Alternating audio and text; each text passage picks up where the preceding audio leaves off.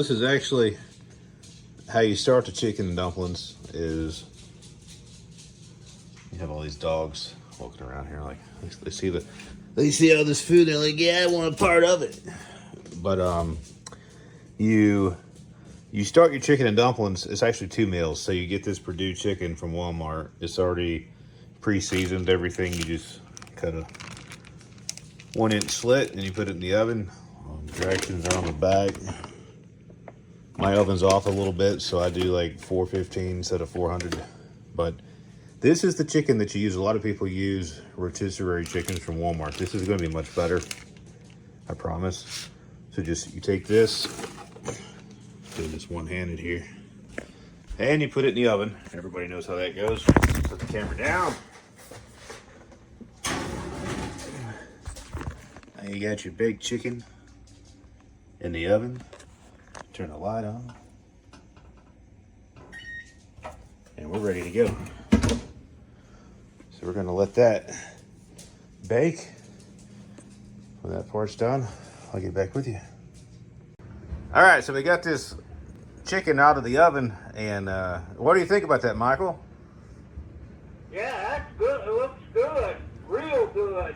Yeah, that's what I'm thinking. So we're gonna get this guy sliced up, and we're gonna get to the next stage of the chicken and dumplings. Stay tuned.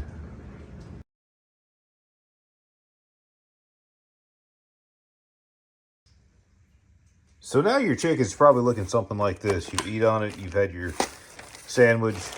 Now it's time to take this chicken that's left over. You've already had 1 meal off of it, and it's time to bake it into chicken and dumplings. So we're gonna take it off the bone, and I'm gonna show you where we step up next. So when you're doing this, obviously you have this meat on the legs here, and it's gonna get a little dry. It's best to just leave that on there because it's not gonna be good in the chicken and dumplings. It's already dried out. So definitely try to grab the meat from these thighs over here. There's a ton of the meat, you know, the thigh. There's a lot more flavor than the breast. So try to get every bit of the thigh you can. I'm gonna keep working on this and get back to you. Now with your chicken, looking something like this, and your chicken in here looking something like this, this is what you need for your chicken and dumplings. So you need some chicken broth. It doesn't have to be fat-free.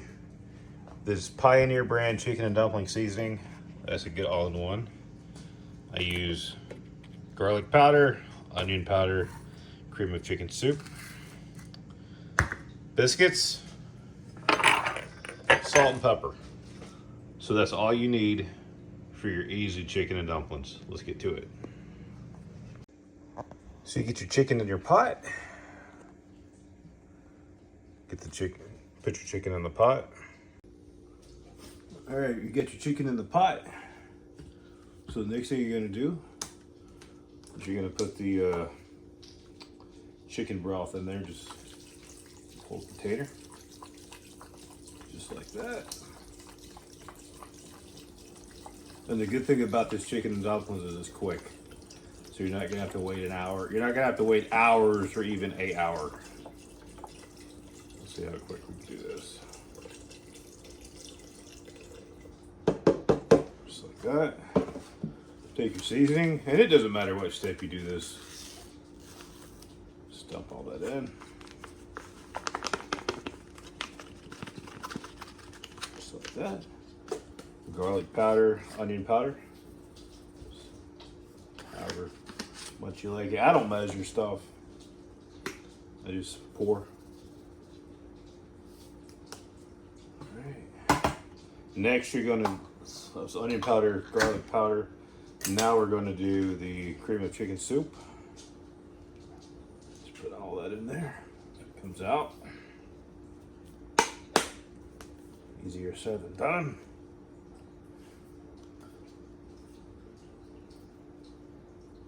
Let's get a spoon for that.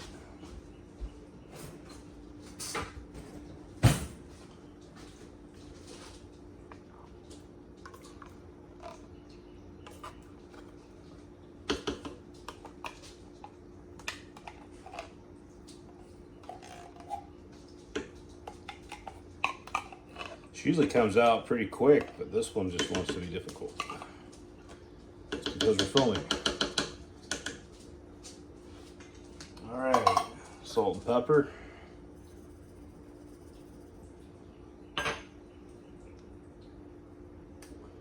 All right, now just gonna put some water in it.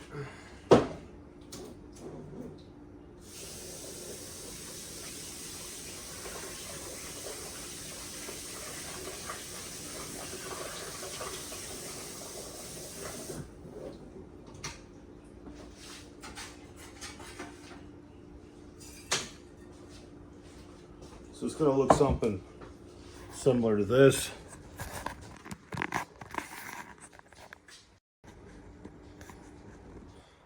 But that does not look appealing. So I'm gonna try to break these lumps up the best you can. Don't worry about it. Like, if you can't get them all, it's not gonna affect anything. But you do wanna try to just break those up like that. So now what we're gonna do is this part here is ready to go over to the stove. So until I can afford a cameraman, I'm gonna have to make use of me. So you put that, you don't want to put it on, you know,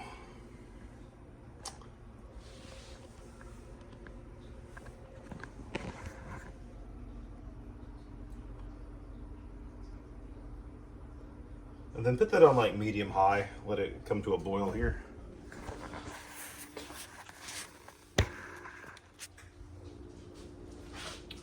So the next part is what everybody says is the hardest part. Well, I don't make chicken and dumplings because I can't do the dumplings. The dumplings are easy.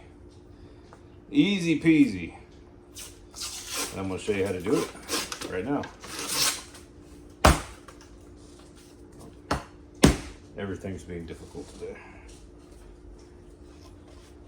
So, just take your dumplings out. Biscuits in the current state. And you don't even need a rolling pin. All you're gonna do is take them with your hands like this. You're just gonna flatten them out, just like that. Just get it nice and flat. Just like that. That angle looks like it's such a double chin right there. All right. Bodie. Come on, Bodie boy. Puppy watching.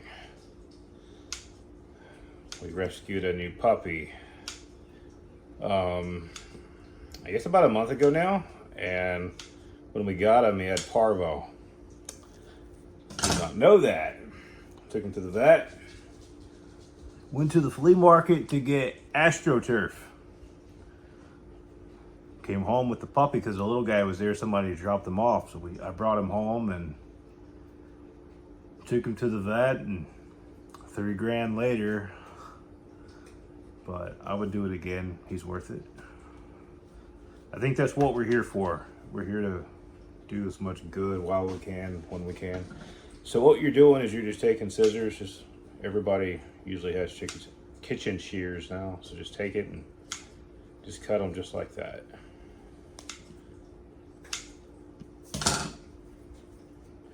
By the time that gets boiling, this stuff here should be good and ready to go. Some people are faster than others. I'm not the fastest at anything. So I just take my time with it. And usually edit a crap ton out.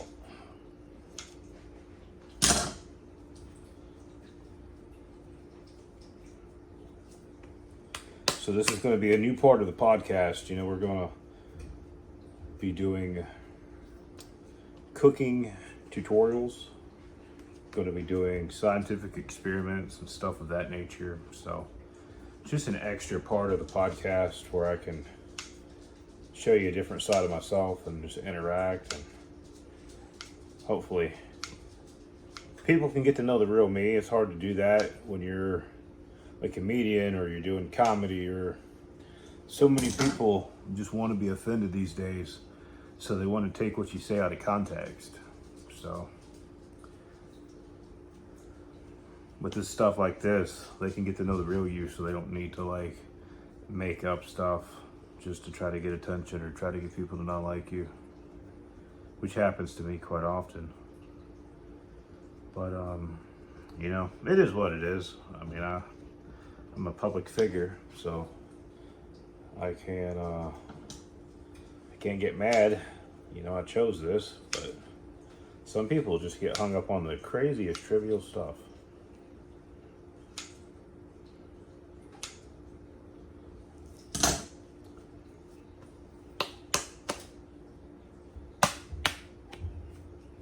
So, really quiet morning in the kitchen. Actually, we got 10 animals in the house. I mean, yeah, I want to eat at that guy's house, right?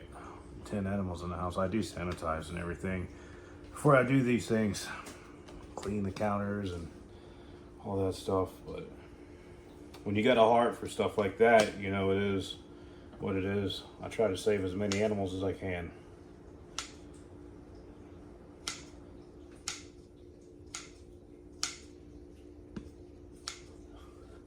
I'm sure, like most of you, are like already past this step by now, but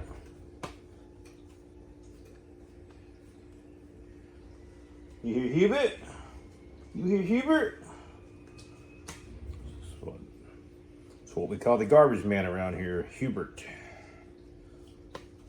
The dogs and well, mainly the dogs will get up on the couch, chance. Every time the garbage man comes, it's like Santa Claus. It's the garbage man? Hubert's here?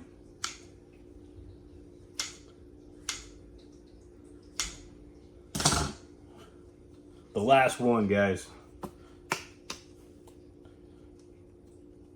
That's why I sped up everything else, because this is going to take forever. But we're almost there. All right, the last couple.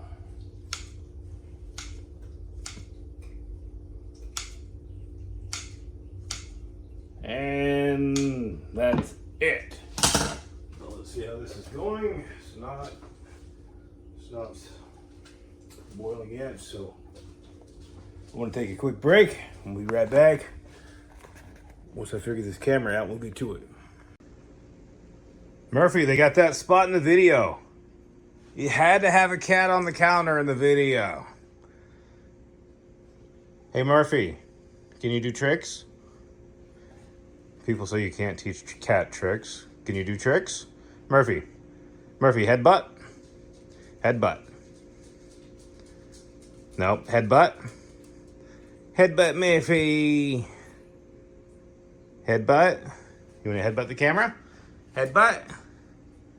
You want to headbutt? You're showing out. You want a headbutt? Yeah. Yeah. You headbutter? You do it again? To prove it with a fluke. There you go. And the little guy, what are you doing? Huh? You supervising cooking chicken and dumplings? You is? You gonna eat some? You're like, wow, yeah. What are you gonna do? You gonna eat them? Yeah, you's a good boy. You's a good boy. We don't know what he is yet. Probably part lab, part pit bull. Whatever you are, you're a cutie. You're a cutie. My little tail just a going. All right, we're ready. That boil means it's time for the dumplings. So here we go.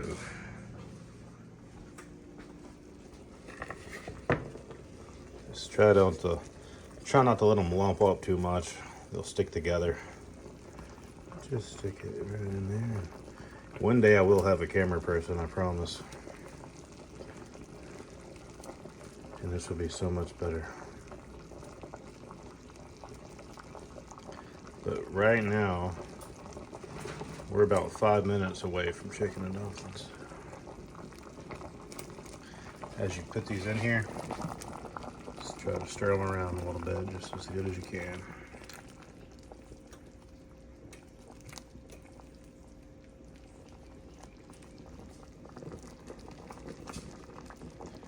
Just like that.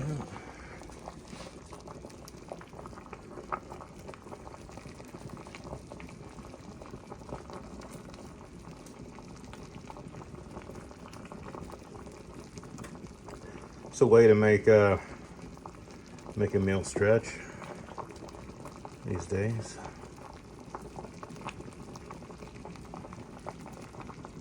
Let's go ahead. I wish you guys could smell this. I mean, it smells so good. And we're still at, I'm as slow putting them in as I am cutting them. But you don't want to rush it.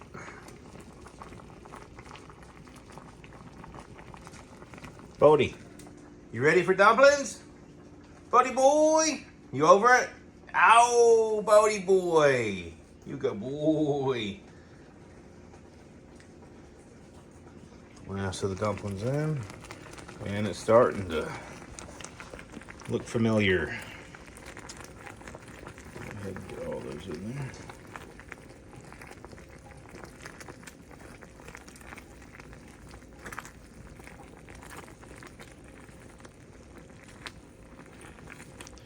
You can see them swelling up there. That's why you don't want to cut them too thick, and you want to make sure you roll them, because if you don't, it'll just be like a biscuit in here. Unless you want your dumplings like biscuits, then do it.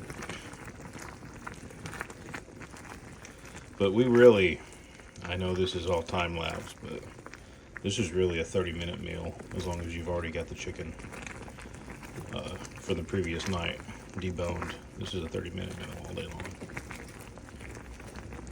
We're gonna let that cook just a little bit, and I mean 3 or 4 minutes, and we're gonna touch base again. Now your chicken and dumplings are gonna look like this. Got a nice little boil going on here. So now we're gonna add in some milk. Just like that. That's gonna make them a little bit creamy. Once that starts boiling just a little bit more,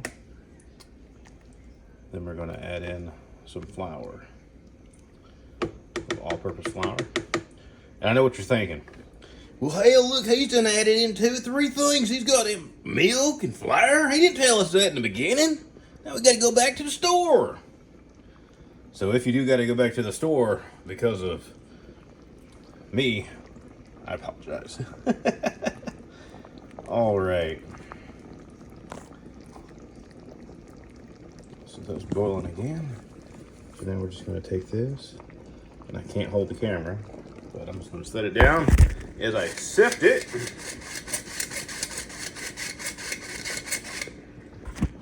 Now as you see that, you want to start stirring it as fast as you can. I probably waited too long because I was trying to help you get the camera. But, so you're going to see a few more clusters in mine than you normally would yours.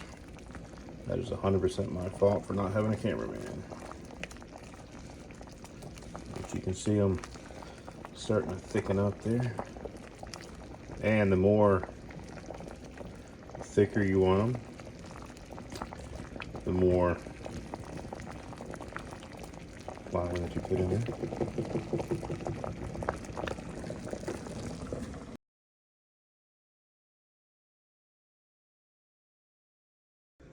All right, so there you go. That's the end result, nice and creamy. Just like Grandma used to make.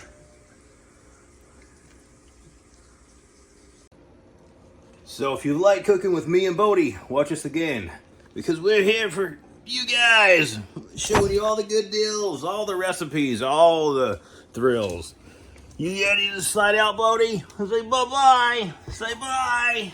Woohoo! Woohoo! Murphy, you going to say bye? Murphy said, that's the boys. All right, bye, guys.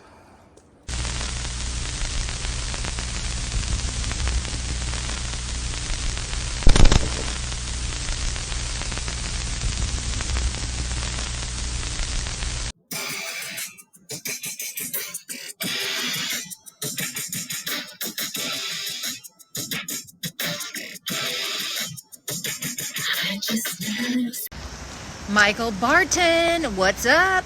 Tori Wilson here. Okay, you got some questions. Another round. What kind of car do I drive? I drive a Range Rover. It's like a champagne-y gold color. It's like a new color. And I love it. I looked uncomfortable in the Dawn Marie storyline. Michael, that's because I was. That was definitely the first time I ever kissed a girl. No doubt it was a storyline with my dad and my real dad. That whole thing was uncomfortable. You know, he went to the ring in his underwear. My brothers were calling me like, what the hell did you get dad into? Of course, he had the time of his life. I've never dated another woman. No, can't say I have. I like guys. Any upcoming Mattel figures? No, actually, I don't know. They don't tell me anything. They don't tell me when anything is coming out with me on it. I find out by either seeing it in the store or online, or usually like if I do an autograph signing and someone has it. So that last Mattel figure that came out this last year, I had no idea that was coming out, and they did send me like a box of 8, which I gave away to kids that I know, family. I wish I would have held on to a few more of them because it's hard to find them. But I do hope another one comes out because they're fun, right? Anyway. There are many biodegradable plant pots to choose from, but only cow pots are a win-win for both plants and the planet. Let's break it down. Peat has been the go-to for too long, but it's mined from bogs that take 100 years to regenerate. Other options made from coconut fiber and wood pulp are made overseas, and there's nothing green about shipping growing supplies from across the world. Say hello to cow pots, the 100% biodegradable pot made from renewable composted manure right here on our Connecticut dairy farm. Like any farm, we have an abundance of poop. Our cows produce up to 100 pounds of the brown stuff every day, and it's a valuable resource. We capture the methane for energy, and we turn what's left into biodegradable pots. Out of all the options, only cow pots are American-made, renewable, and nourish the plant and planet. Ask for cow pots at your local garden center. Change starts with a single pot. All right, so what we got today is these cow pots. So these are made by manure. It don't smell like cow crap. Well, that's how I wanted to smell. See what kind of odor it had. I'm testing out a new product. There's like little pieces in there. I don't know if that's like the cow crap, because this is like a. I wouldn't think that this is just pressed cow patties. You know, there's something else in here, right? Like there's gotta.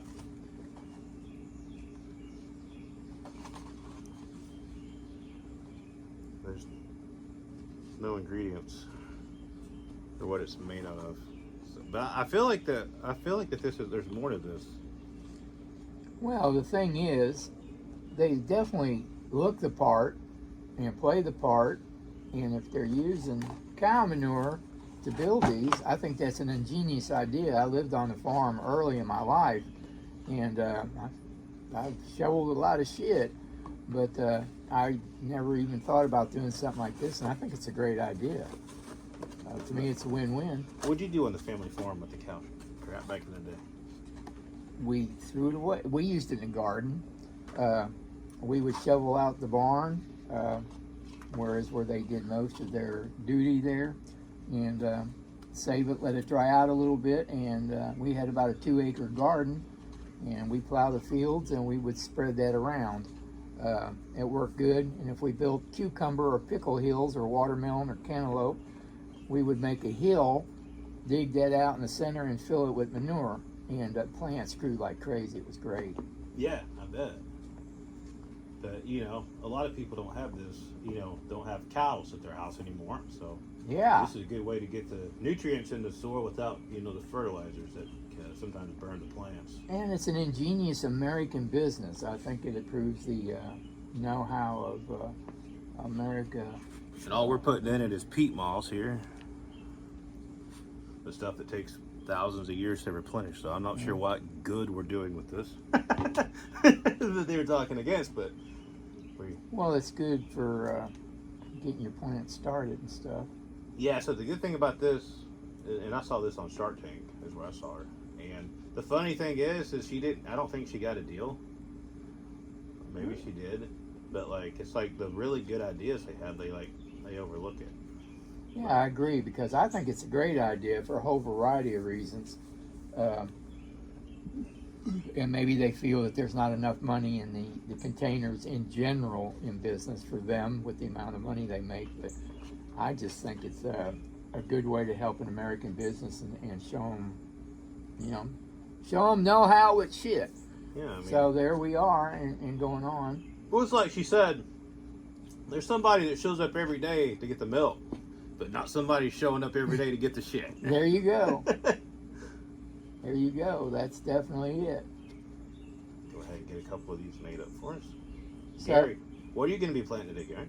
I'm going to be planting some string beans, some pole beans in there, and see how they do.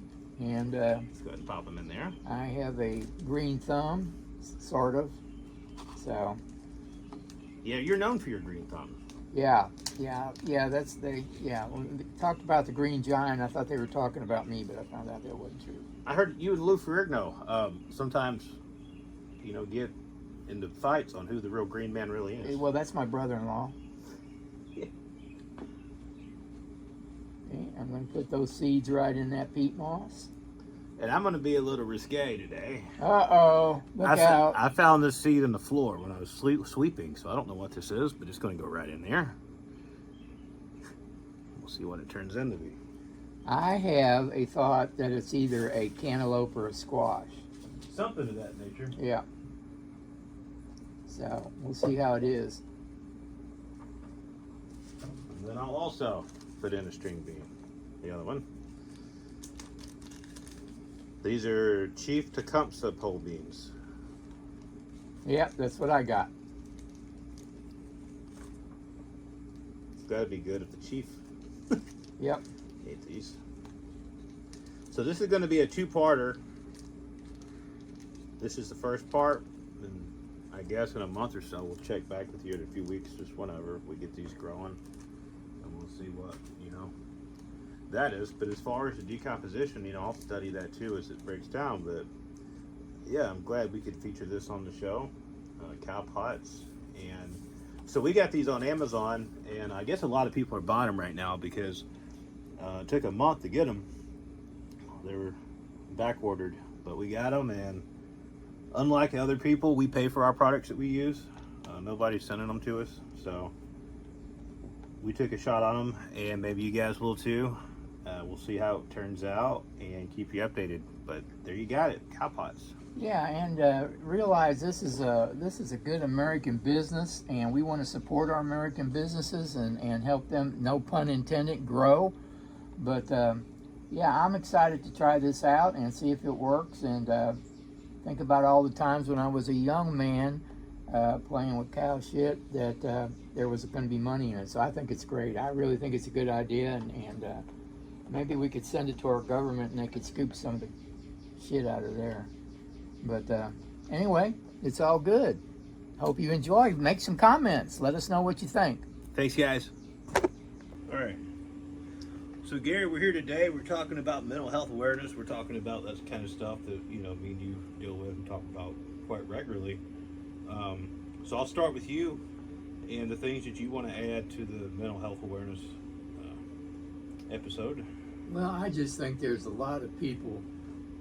I think mental health in today's world, in our country, is looked upon as a negative thing or a bad thing. Nobody wants to have any kind of diagnosis with a mental condition.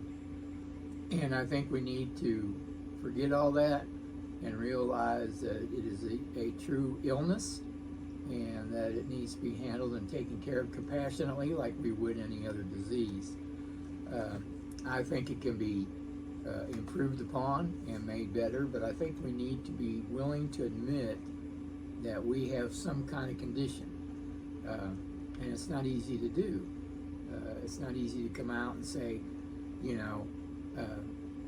I have a fear, which to me is a mental illness of whatever, or I don't seem to be able to fit in, and that not be taken as a negative, but seeing, okay, how can we work that out? What can we do? And I feel that the medical field today is not doing a real good job to deal with that. I think they have a program. I think they listen to you. I think they try to do their very best. But I don't think there's anything that really come along and help an individual.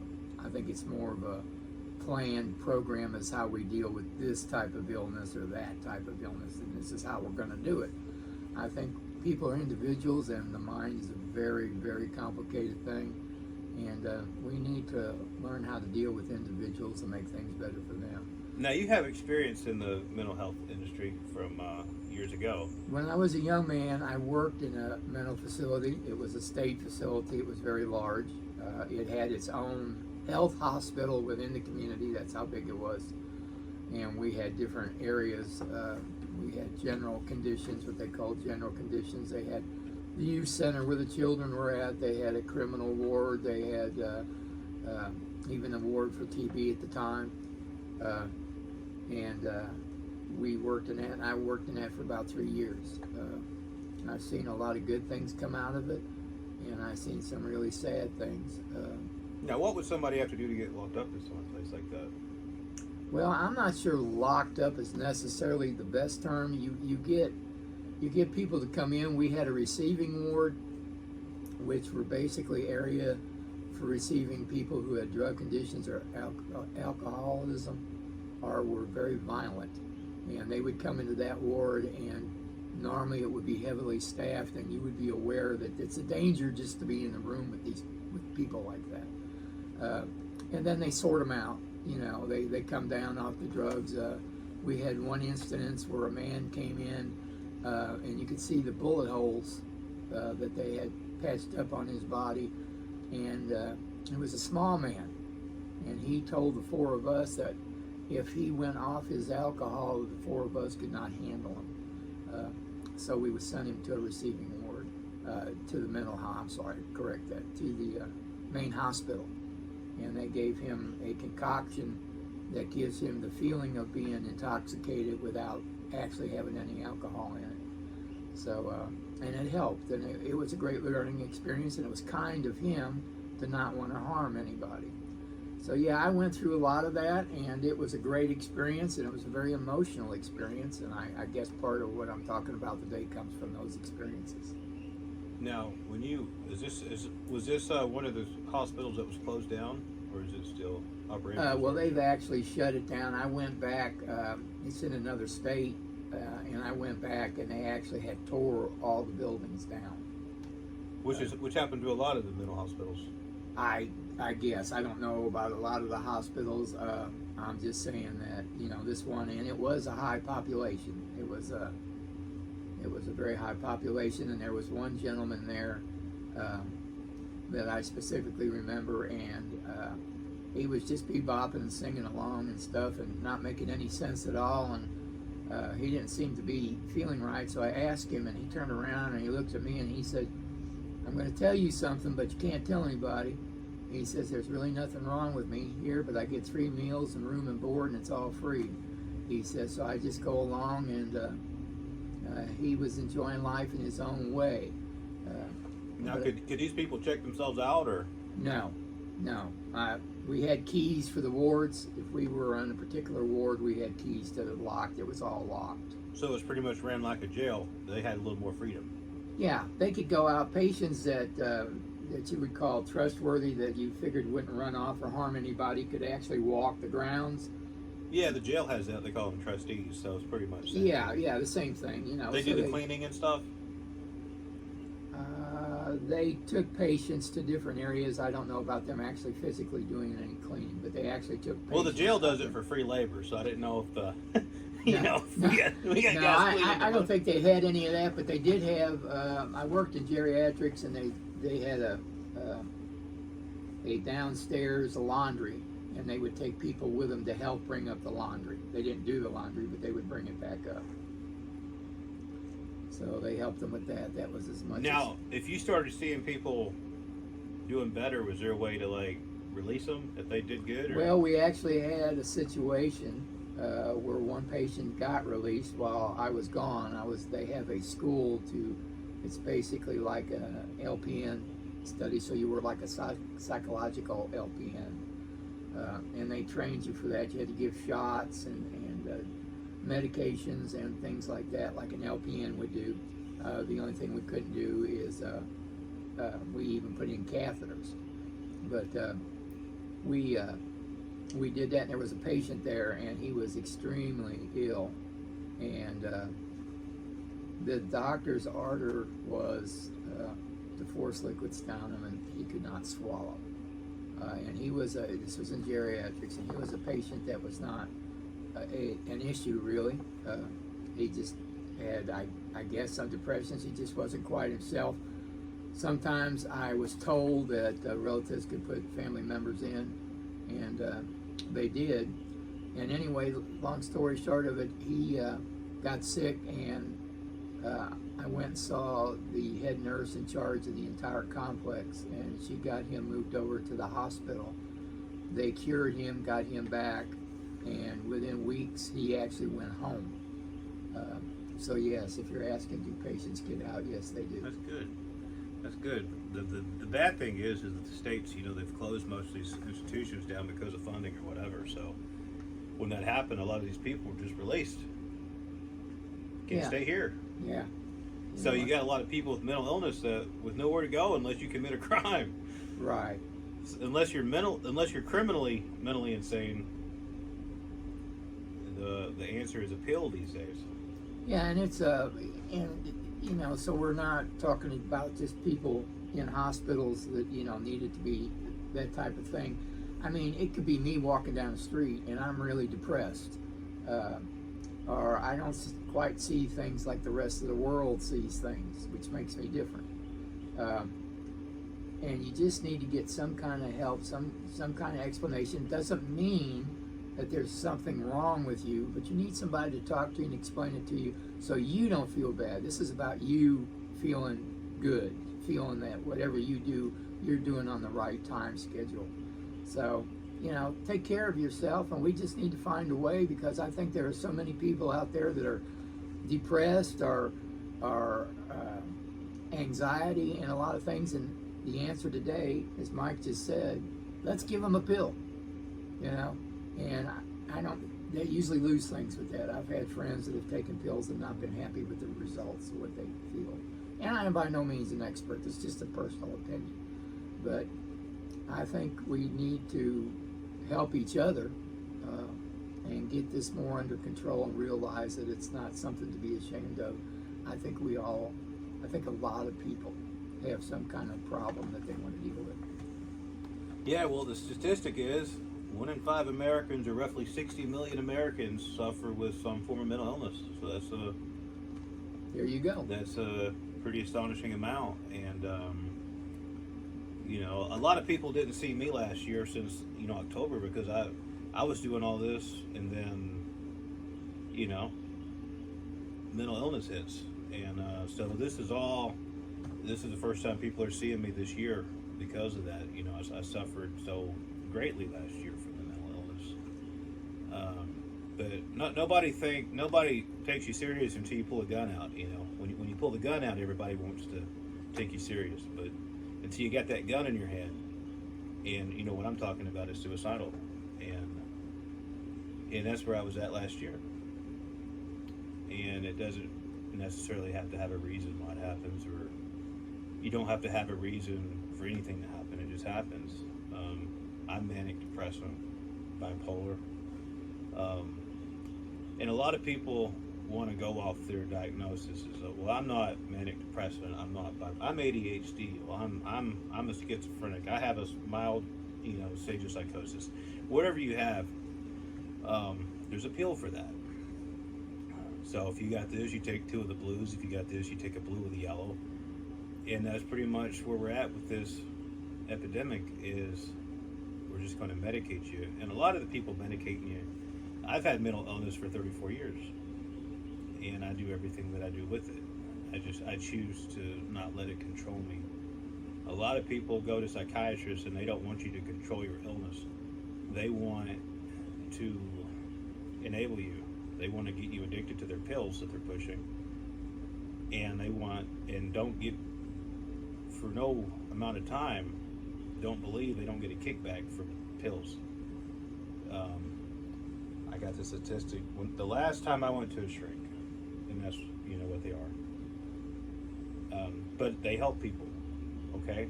Like, some people get help, so if that helps you, definitely go there. But the last time I went, they was prescribing Vraylar. And I didn't have any insurance. And without insurance, Vraylar is $1,631 for 30 pills. And the average with insurance takes roughly $300 off. I guess that's the average prescription discount thing, unless you have really good insurance. So, what's the point to get? And Vraylar for me, this is a different instance, but it just took all the life out of me. It just made me feel like there was just no hope, and made me scared. Like you don't have a reason, you're just afraid. And they say, well, that's just common side effects. Give it a month. I can't take this shit for a month, and feel like this. But that's what they do. They'll have a new drug on the market. When I was younger, it was Ritalin, and I took that for years. And whatever drug, and Ritalin now is cheaper. It's like $30 for 30 days. So it's really that pill that they got that they're still getting no generics on is what they're pushing, because that's where they're getting their money from. It's money. But the pills that they push may not be good for you, but they're trying to diagnose you as something different than what you are, because that might be something they're pushing. And everybody doesn't do that. I've had personal experiences like that. Some doctors will even subliminally alter what you're saying, like make you think that you're something that you're not, or make you think that you're saying something. A lot of problems with psychiatrists, and I started going young when I was adolescent, but the biggest issue is that a lot of times they want you to be openly honest, and they just want you to sit down like this and just start talking, and that's not as easy said as done. When you have these problems, you don't want to talk about them. You don't want to discuss things, because it makes you, like Gary said, you're different. And that's the way society programs us to think, that we're different. So if you're different, you want to try to be normal. Well, there's no such thing as normal. Nobody is normal. Our differences and our uniqueness is what makes us all people. But the best thing that you have, if you have mental illness, is somebody to talk to, because you can control your destiny. You can control everything that you don't have to have somebody that's, a psychiatrist. Now, psychiatrists are good if you can get in, but the thing is, the average wait for an in-person psychiatrist is 67 days. So that's 67 days before you're able to talk to them. If you want to do a virtual appointment, it goes down a little bit to 43 days. Well, if you got a problem and you're suicidal, and this other guy's going to help you, but it's going to take 43 days, there's not a lot of time there. So the more that you realize, talking to people is the answer. Talking to people is what gets you closure and help. And the biggest thing is it shows you that you're not alone. Talk to people. If you want to see a psychiatrist, make your appointment and talk to them. But talk to somebody in the meantime. You can talk to me. I don't want any money from anybody that needs to talk to me for me to help them out. I've seen a lot of things and been through a lot of things, and I'll help people just for the sake of helping them. But the suicide rate from 2000 to 2008, it went to 37% in this country, and that was the numbers that I had. So if you 37%, then you got 60 million Americans that got mental illness. It makes you think, every day, every hour, how many more people are succumbing to that and just ending it because they don't have any outlet. I firmly believe that most people, there's some people, like, Gary was mentioning earlier, some people are criminally insane. Some people you can't help. But out of this 60 million Americans, I'd say most of us are helpable. It's just getting that help. The pills are a good band-aid because you get the pills in your system, but if you don't take the pills, then how do you act? So that's why I've always been very skeptical of pills. That was always everyone's answer for me, was you're not taking your medicine. The Ritalin, the Vraylar, the Vyvanse, whatever I was taking at the time, it makes me not feel like I'm myself. It makes me feel like I'm a zombie and I don't have a personality. And I think that a lot of people feel that way. There is no personality there. There's a lack of consciousness person. You're a zombie. You're doing a job. And that's just not the way that I want to live. Most people don't want to live like that. There is alternatives to that. You know, you got lithium, you know, which you can get at Walmart. You got marijuana. You have things of that nature that you can get. Like if you can Delta 8, Delta 9 gummies, CBD. All those things are out there because different things help different people in different ways. And you know, I'm not a doctor. The things that I mentioned are over-the-counter things. Lithium, you can get that at Walmart. And to be honest with you, most of your bipolar and ADHD medicines, lithium is one of your main ingredients. So that within itself is not a controlled substance. It's over-the-counter. So there's always alternatives for that and ways to do that. But the mental illness isn't going away. And we like to look the other way as a country. We don't want to deal with it. Most doctors that are talking about mental illness are not qualified.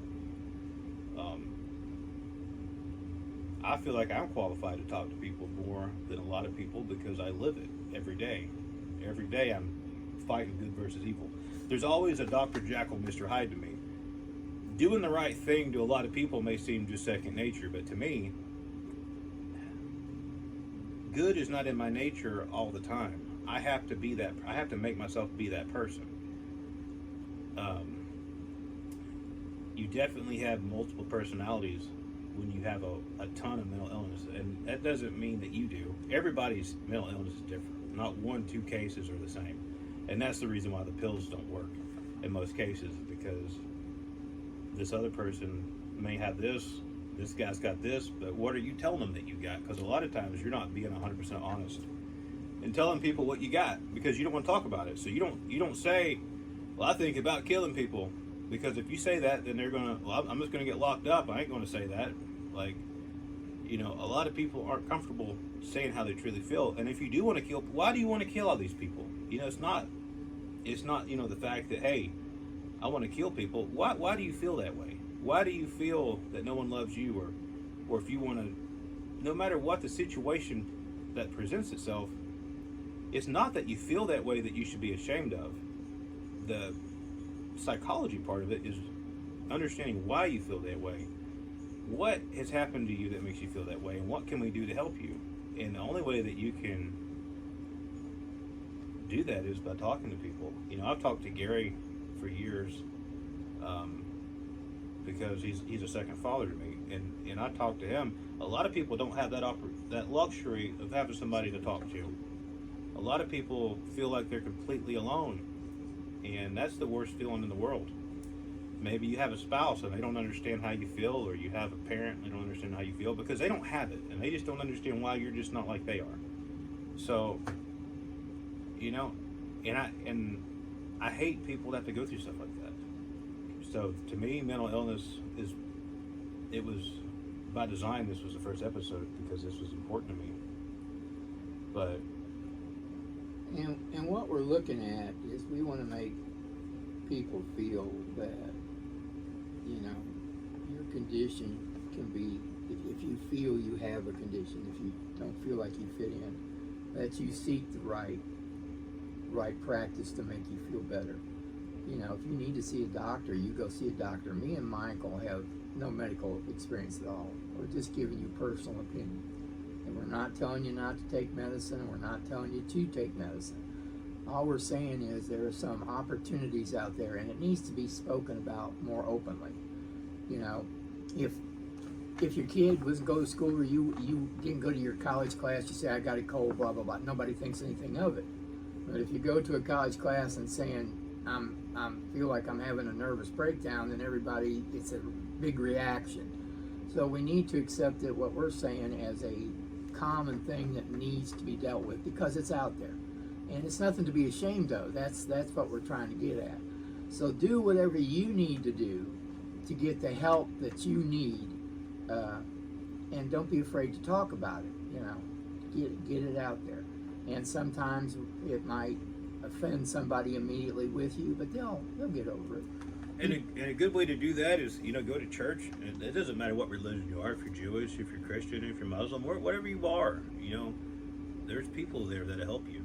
And that's a good place to start. That is correct. And, you know, as a Christian, I try to treat people the way I want to be treated. I don't care if you're a Muslim, if you're Jewish, or if you're an atheist or whatever. I'm just trying to help a person, a human being. And there's a lot of human beings that'll help you. There's a lot of people out there that'll help you. And the main thing is that suicide is never the right way to go. It's a permanent end to a temporary problem that, you know, I'd like to think most people, you know, you've talked to people when they jumped off a bridge and they lived, and they just, the moment they jumped, they had instant regret, you know, and at that point it's like you can't hover back up, you know, with gravity. So don't let the world drag you down. And if you need to reach out to me, you know, MalachiStorm.com, whatever, just reach out. If you're somebody that, you know, is just bullshitting, you know, or just wanting to talk about comedy and stuff, I'm not really doing that. I mean, I do that, but I'm not here to talk about that. But if you're somebody that really wants my help, you know, I got very limited free time. But if you really need help, then I'll make time for you. Just, you know, don't have me make time for you, then you're asking about comedy and stuff. But I want to just save my time for people that need help, because I want to help people. And I don't know you don't, nobody knows you need help unless you say something. So just don't be silent and speak up when you need help. And myself, someone like Gary, your local church, somebody's always going to be there for you. Just don't let it get to this, because when that happens, it's like a lot of steps are missed in between. And it's sad to see anybody lose a life, and life is a gift, you know. It's a lot of people would love to trade places with you, no matter how bad you think your life is. As Americans, you know, there's millions of people that would trade places with us. So just know that we're all blessed and we're all loved, and, you know, God loves every one of us. And there's always somebody that cares about you. There's not one person in the world that nobody cares about. There's somebody that loves everybody. Everybody's got somebody that loves them. Reach to that person and say something. And I think that covers it for today, and I hope everybody has learned something from this and has got some help from it, and you know, do what you need to do to get the help that you need. You know, and it's okay. What we're trying to say, this is all okay. You can see he's saying, you know, 60 million people suffer from a condition. So you're not by yourself. You've got other people in there. So I hope you have a blessed day and stay safe. We'll see you on the next one, guys. Thank you. The issue is that a lot of times they want you to be openly honest, and they just want you to sit down like this and just start talking, and that's not as easy said as done. When you have these problems, you don't want to talk about them. You don't want to discuss things because it makes you, like Gary said, you're different.